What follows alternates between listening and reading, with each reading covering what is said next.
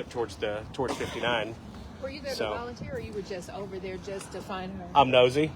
Okay. That's what it is. I mean, I kind of do. I'm getting you live without your face. You're fine. Okay. I kind of do the same thing that you do in Houston County in Crockett. Okay. My following's not near as big. My following's about 11,000. Yeah, because this is because I mean I'm in rural, so I mean I have 11,000 or so followers in our county of just under 25,000 people. So I do the same thing. Can you state to the people like right now what you saw? So what I come across was I pulled into the public boat ramp down on 59 at the Trinity River, and there was no vehicles there except what I assumed to be EquiSearch. And as we were pulling out, DPS officers and sheriff's deputies pulled in.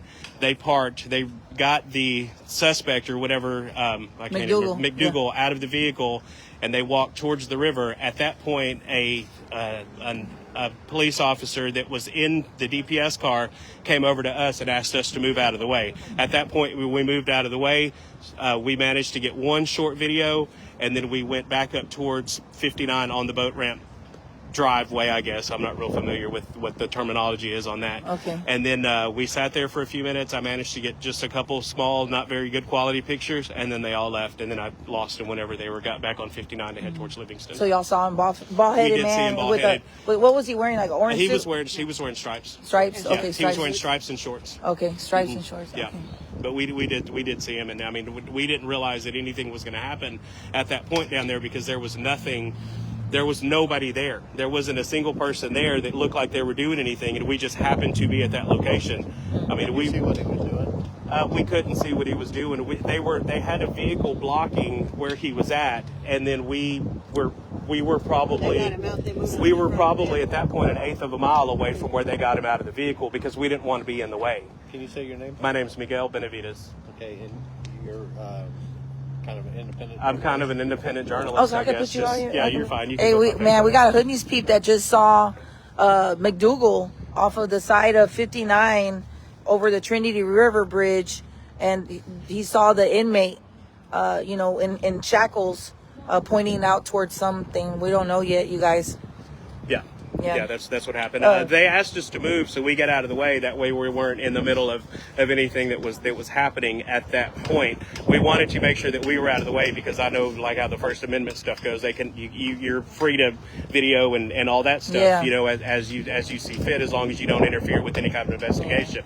And they were down there for less than 5 minutes, and then after that point, they all got back into the vehicles and headed back up towards 59 to come back towards Livingston, and at that we lost them. Man, thank you so much for sharing absolutely. that. Yeah. Absolutely. Hey, Hood News Peeps, we're right here in front of the Polk County Judicial Building. We heard from Miguel, and he runs a page too. I'm gonna plug him in right now too.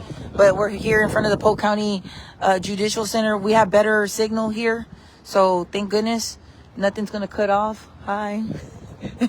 Nothing's gonna cut off, and we're just hoping to get more information about what's going on out here, what new developments. Stay tuned, friends. I'll be going back live. I just wanted to share somebody's account, of what they saw right now, as far as McDougal. And so we were able to talk to a Hood News Peep. Let me go, friends. We're gonna go live back again, okay?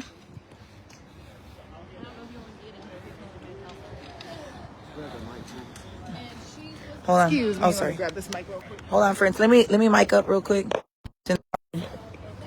Hold on, friends. I'm like, okay. So will there be questions? Or? Yeah. Okay. We'll just have you say and spell your first and last name for us. Okay, my name is Miguel. It's Miguel, and the last name is Benavides. It's Benavides, and I'm from Crockett, Texas. I do a little bit of independent journalism there in Crockett, Texas. I run a pretty decent-sized Facebook page there, and we do follow some news sources kind of randomly. This one here is relatively close to home. I think I drove a little over an hour to get here from Crockett. So we got here not really knowing where anything was going on or where anything was happening, and we ended up at the Trinity River on 59, and there wasn't anybody there. And so as we were turning around, the only thing that we did see was a Jeep that looked like they were dropping like a flat bottom boat into the river, which I assume would be like EquiSearch or some other independent people that were searching. and we just weren't real sure. And so we were actually starting to head out, and then DPS officers, the sheriff's deputy, I believe in an SUV and maybe a couple other vehicles had pulled in, and we stopped just to kind of see what was going on at that point. And then we watched them get McDougal out of the vehicle. He was in stripes, shorts, and boots, and got a very, very short video that we have posted onto the search group, the Audrey search group. And the officer that was in the passenger seat of the DPS vehicle asked us to move out of the way. So at that point, we moved out of the way, but we got far enough where we weren't in the middle of anything or interfered with anything. And we sat there, got a picture from kind of the back of the car, and then after just a couple of minutes of them having him out of the vehicle, they got back into their vehicles, and then they left, and we pulled out a little ways behind him, but we lost him in traffic coming back towards Livingston. He was in shackles? I'm talking about on his wrist? I couldn't get that big of that close, where I could see. I mean, I wasn't really expecting anything, so I wasn't paying that much attention, but I mean, I did see what was the guy.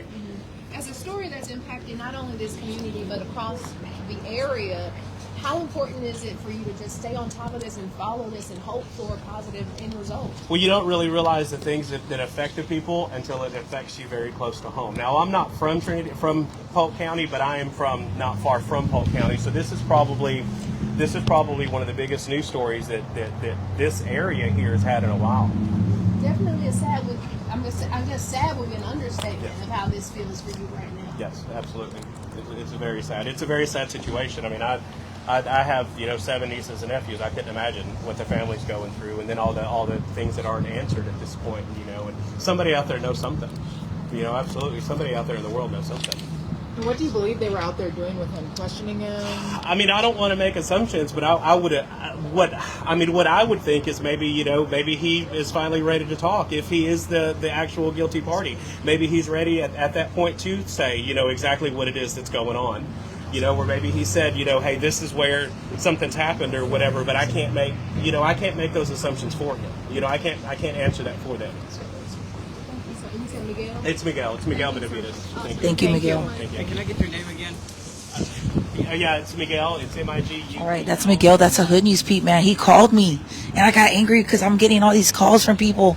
But what was happening is that people were seeing McDougal on the freeway, on the side of 59 bridge over Trinity River, and they were seeing him, with officials out there. So yeah, friends, let me be right back. I gotta charge one of my pieces of equipment here.